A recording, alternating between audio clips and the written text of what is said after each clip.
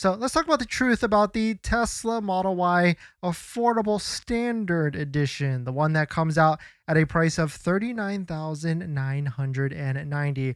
Also, there was a Model 3 that has a price of $36,990 as well. And talk about what's the truth of this and why did Tesla actually do this? And it's really simple, actually. If you take a look at the marketing it from a marketing aspect in terms of the pricing, you can actually see that now Tesla, in terms of a starting price, starts at an MSRP of $39,990. So I really feel like Tesla is just doing this so that they can start to make ads, commercials, and everything saying like, hey, did you know that you can get a Tesla Model Y, a brand new Tesla Model Y, for a starting price of $39,990, or even like a Model 3, $36,990 as well. It gets people into the door, gets them excited, and ultimately just gets them in the door so that they can realize that a Model Y long range rear wheel drive is going to be a better deal.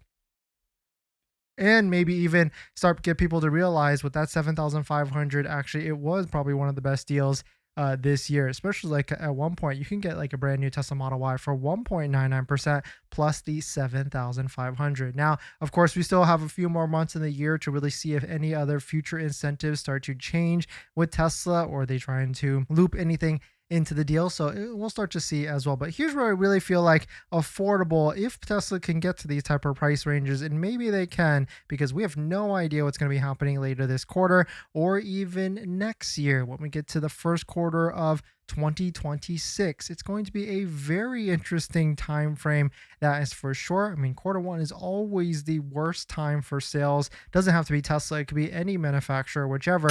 And so Tesla might have to do some drastic things. Like, I know a lot of you out there would love to see a Model Y for a starting price of $33,990, or like a Model 3 for a starting price of $29,990. So I'm just throwing it out there, and I'm not just taking this out of, pure thin air. There's already starting to be some other manufacturers that are starting to do this in terms of price drops. Hyundai and Kia, you can see Hyundai drop the Ioniq 5 by $9,800 less. I mean, we've got lease deals that are in the $189 a month as well, which maybe we'll talk about that in the near future. I mean, you can see right here, like Tuscaloosa says, probably all of that or very close by March of 2026. And so next year, quarter one is going to be a very interesting time for sure in terms of incentives, sales, and whichever. Kevin wrote this. Problem is that Tesla has a 14.9 gross margin. So that 4,000 to 7,000 per Model 3, Model Y gross profit, they would lose money if they cut that much. And I mean, everybody else selling an electric vehicle is losing money, so it could be very interesting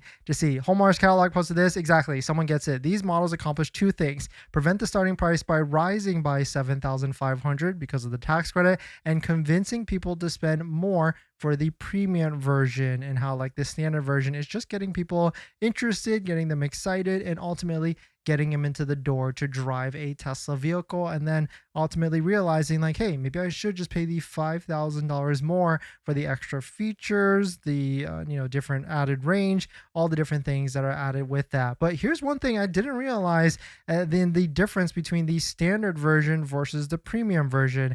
You already go from, if you go to premium down to the premium rear-wheel drive on a Model 3, you already start to lose some of the sound system.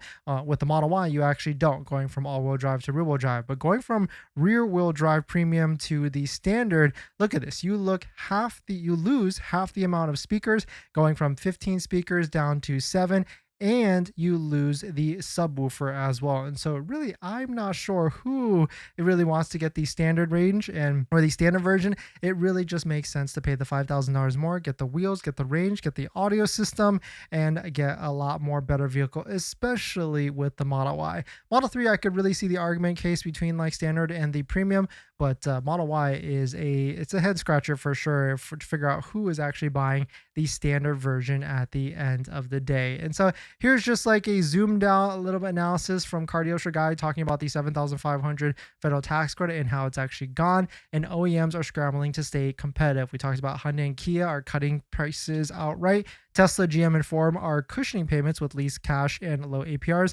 BMW and Stellantis are mixing EV and PHEV incentives, and the market is just getting very confusing across the board. And it kind of is because like the 7,500 is gone, but some OEMs have it, some manufacturers have it, and some don't. So it is a very interesting time for sure. But let us know what you think on the affordable price of $40,000 and the competition that is out there. I've heard that argument a lot. Like, what can you buy out there for 30, 35, or $40,000? And of course, it doesn't have full self driving, or it is nowhere near a Tesla vehicle at all. I mean, you could see like Nissan Leaf is 29,990, which of course I probably wouldn't drive that over a Tesla. And the Equinox EV, 31,995 in terms of the MSRP price for the vehicle. But of course, both of these vehicles, they're sold by dealers. And when it's sold by dealers, there could be massive discounts that we might not see initially off the bat from MSRP.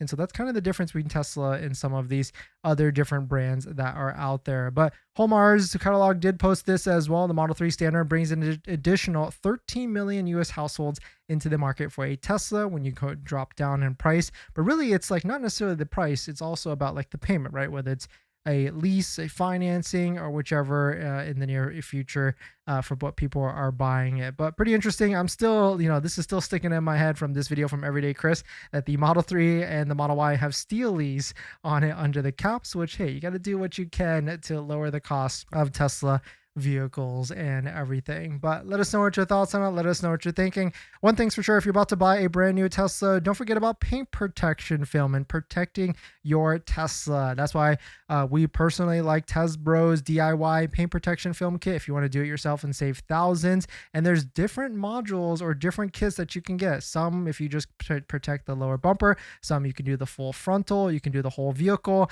And so definitely check it out in terms of all these different various kits. And if you use the link down below in the description, you can save an extra discount as well, already from saving thousands by doing it yourself with a Tesla paint protection film DIY kit from Tesbros. But let us know what your thoughts on it. I mean, I think these prices we could easily see in the near future, and it could be a very shaky time. It's going to be, I mean, if we zoom out a little bit at Q4, right now, Tesla's probably still riding on the waves of all the different vehicle orders that were rushed to get in by September 30th for the 7,500 lock-in.